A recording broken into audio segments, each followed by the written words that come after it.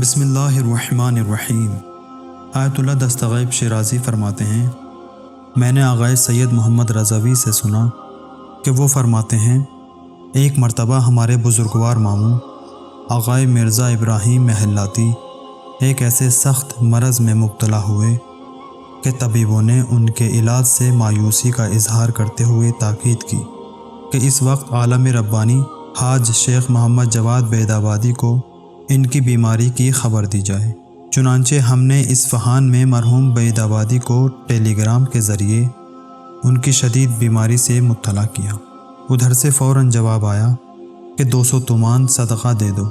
تاکہ خدا انہیں شفا عطا فرمائے۔ اگرچہ اس زمانے میں اتنی رقم بہت تھی، لیکن کسی طرح سے فراہم کر کے فقراء میں تقسیم کی گئی اور اس کے ساتھ ہی مرزا کو صحت حاصل ہو گئی۔ دوسری مرتبہ مرزا محلاتی پھر سخت بیمار ہوئے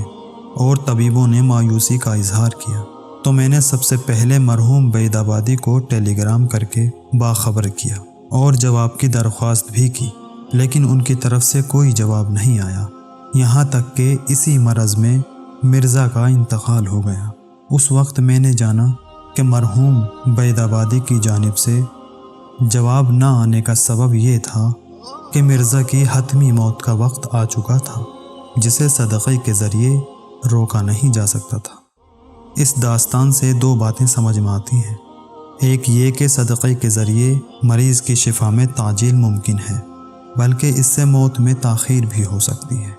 اور مریض کی شفا، موت میں تاخیر، طول عمر اور 70 قسم کی بلائیں دور ہونے کے لیے صدقے کی تاثیر کے بارے میں اہل بیت علیہم السلام سے کافی روایتیں اور بہت سے واقعات منقول ہیں۔ اور دوسری بات یہ کہ جب موت حتمی ہو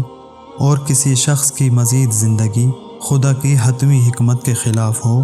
تو ایسے موقع پر دعا اور صدقہ بے اثر ہو جاتا ہے۔